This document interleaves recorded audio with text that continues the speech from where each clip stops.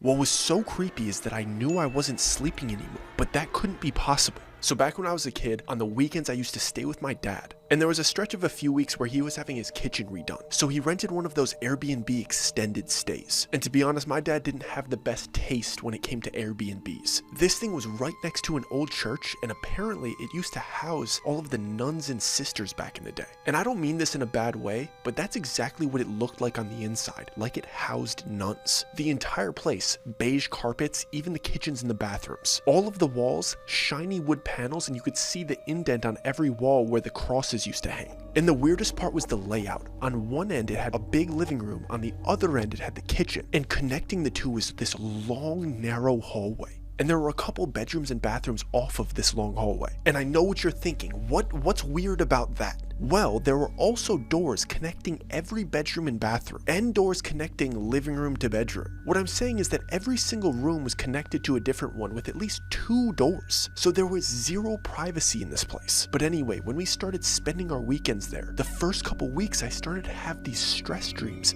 and I would wake up a couple times a night. But then one dream kind of stuck. I would dream that I was laying down on the couch in the living room, looking down the long hallway, and the first few times that I had this dream, there was something on the other end of the hallway. And this dream happened so regularly that I actually started to get comfortable with it. I would be almost lucid dreaming, like, oh, here we are in this dream again, I'm chilling. But then whatever was at the end of the hallway decided to reach its hand out. It didn't grab the edge of the wall or peek out. It just reached its fully open hand into my line of sight. And the hand was big. It was like dark and big. And I woke up from that particular dream feeling super uneasy. It actually bothered me all week. But those types of dreams never happened when I was sleeping at my mom's house. It only happened at that Airbnb. So after the weekend would end, I would spend the weekdays at my mom's house. I would eventually forget about the dream. I'd be like, okay, I'll go back. And I remember thinking, I'm just gonna get through the next couple weeks when my dad's kitchen is done and it'll all be okay. But like clockwork, I get there that weekend, I fall asleep, and the dream starts happening again. I'm stuck on that couch, looking down the hallway, and the hand is there jutting out. And I'm freaking out because the dream started where it left off the week before. But this time, whatever was down the hallway around that corner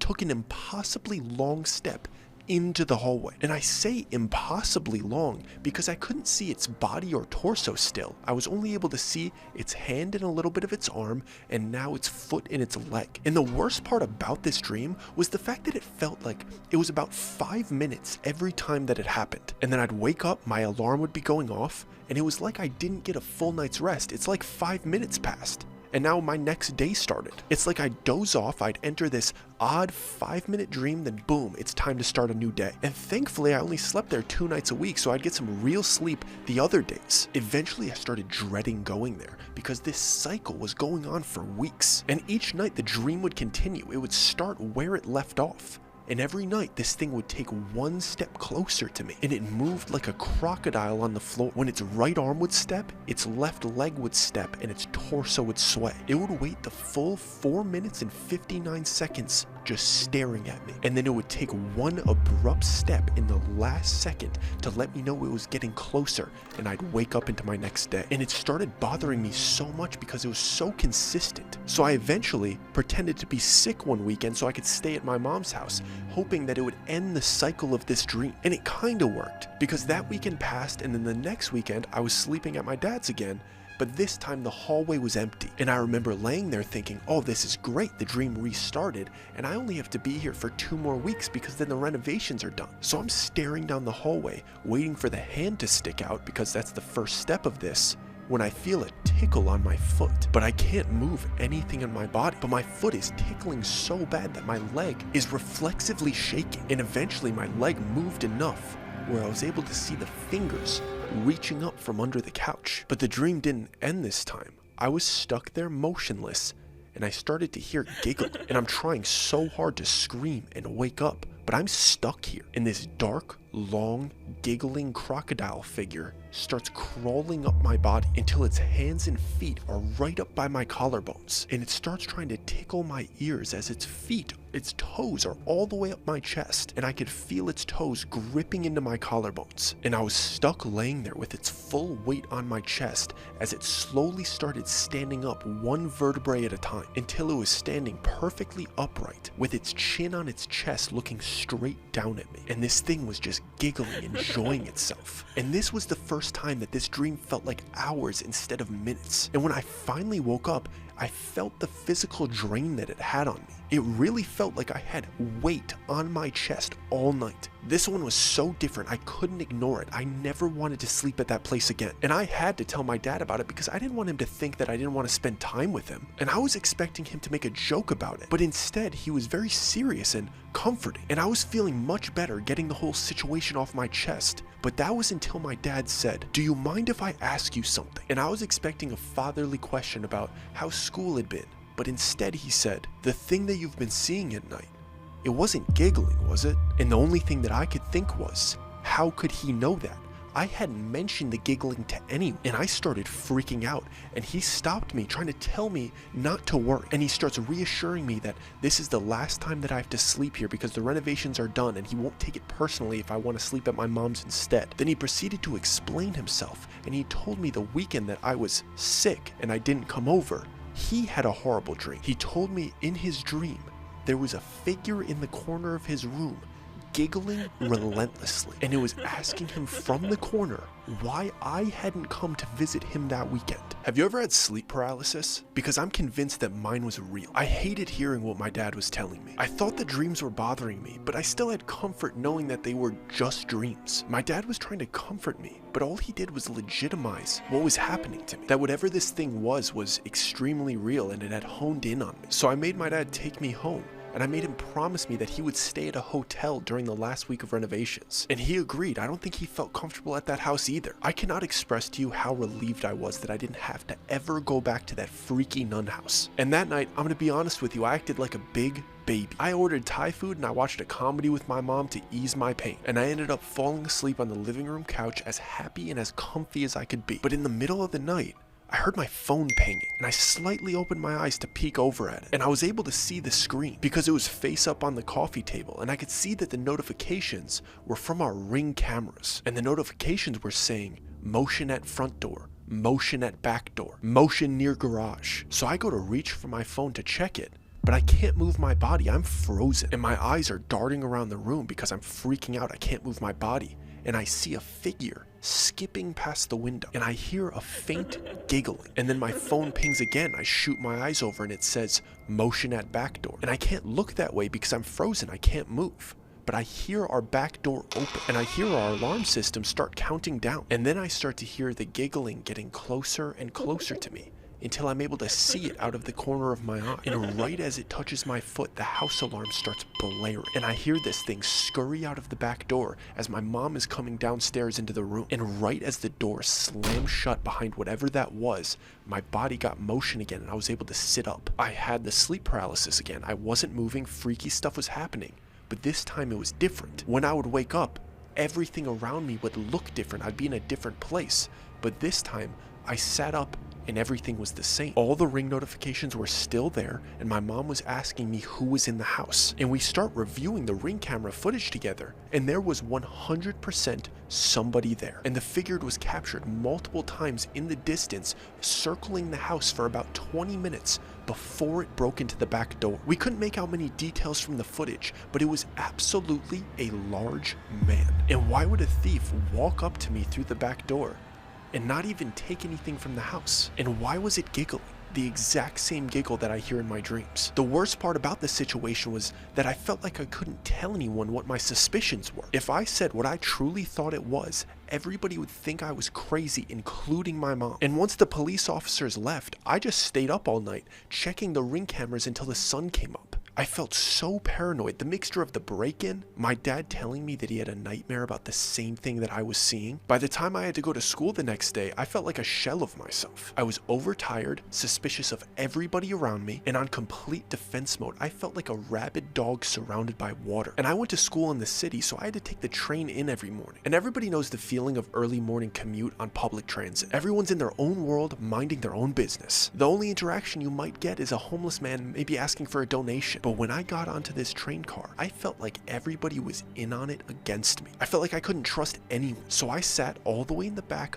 with my back against the wall so I could see everybody clearly. And I spent the entire ride inspecting every stranger just in case they showed any signs that they potentially would want to harm me. That's how paranoid I was. But nobody was showing any signs of it. Of course they weren't. But then eventually the ticket collector came onto the cart close to the end of my ride because I was all the way in the last train car. And I had seen and spoken to this man multiple times before, all the time in fact. And he was always very kind and friendly. And when he finally came up to me to check my ticket, I did my best to give him a kind, friendly greeting. But he must have seen how drained I was. And he asked me, "Are you okay, man?" while he was punching my ticket, and I managed to say, "I'm hanging in there, you good?" And I was kind of avoiding eye contact because I didn't want to extend the conversation, but I noticed that he took like 3 full seconds to start responding to me. He waited until I looked up at his face to say, "You look like you're afraid to sleep." And he said it to me in a tone that sounded as if he was choking down a laugh. And there was a light smirk on his face that seemed as if he was trolling me. And I didn't like that at all.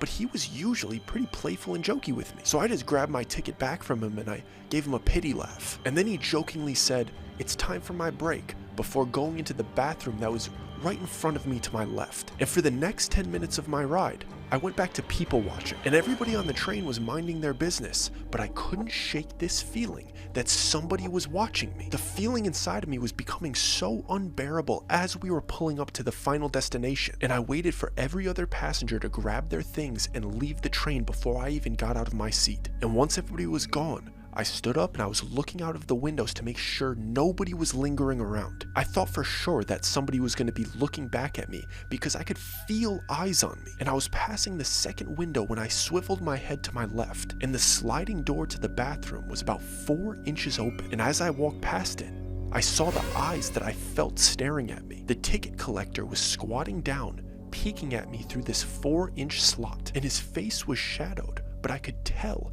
that he was smiling. And then when he saw that I caught him, it was as if he got so excited. It was like the joy was bubbling out of him. I was too stunned to speak, and I just stood there frozen until his joy boiled over into a deep giggle, and it was that exact same giggle. And right when he started giggling, he slammed the sliding door closed and locked it. And it sounded like he was hopping around and celebrating and laughing in there. And I rushed off that train and damn near sprinted off that platform. And once I was out of the station, I finally stopped to look around. The city was buzzing as usual. There were people everywhere, but I felt completely alone and isolated. Why would that ticket collector decide to do that to me? It was too convenient and on the nose for it to be a coincidence. The mannerisms were too similar for it to not be connected. And at that point, my paranoia is at an all-time high. And my head is on a swivel. I'm basically on autopilot as I'm walking myself to my school. And I get there as my first period class is starting, so I have no time to process my thoughts. I just get thrusted into an environment that feels so unnatural for me in my current state. It was an English class, and the teacher was just pacing the room doing a lecture. I couldn't tell you what it was about. And part of me felt safe in that moment because I knew everybody in the room, so it gave me the opportunity to think about what just happened. That ticket collector is always messing with me, and he's always messing with everybody else, but he had never gone so far as to prank me like that. He noticed that I didn't look right. He even said something about it, but I didn't like the way he joked with me. His tone sounded like he knew I was afraid to sleep, and he was rubbing it in and laughing at my expense. But the real question was, did that even happen, or am I just overtired and am I seeing things? There's a major possibility that I'm just shaken up from the night before, and my mind is so exhausted that I almost feel like I'm getting the spins in this fluorescent classroom, and I'm battling to keep my eyes open within the first 5 minutes of this lecture, and then the teacher stops walking, and apparently he asked me a question about what he was talking about, and the class went quiet, and then I heard him repeat my name, and I flinched so hard when I finally opened my eyes because the entire classroom was looking at me, and for a split second I thought that they were all going to start giggling at me in unison. My paranoia was back on 1000, and the teacher just made it worse because he's one of those teachers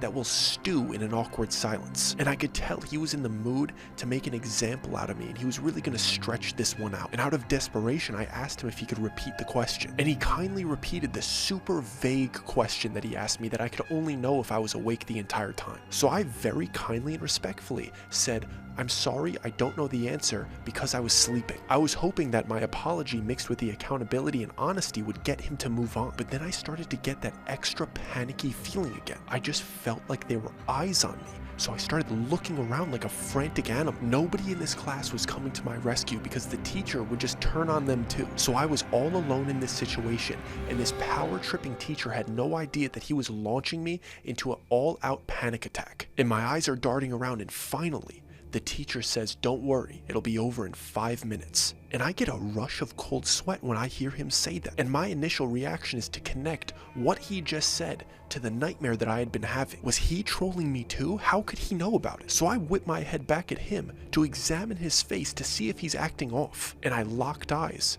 with what I felt staring at me. The teacher was standing in between my seat and the door, with a square glass window that takes up the upper half of the door. And right over the teacher's shoulder, I see some girl peeking through the window. Only her eyes, her nose, and a little bit of her upper lip are peeking out of the bottom right corner of this window. And she was staring directly at me as if she was waiting for me to notice her. And I could see the joy on her face when she sees that I spotted her. And she did a little spirit finger celebration on her own face, and then just stayed there, peeking in, shaking with excitement. And I feel like I'm on the Truman Show.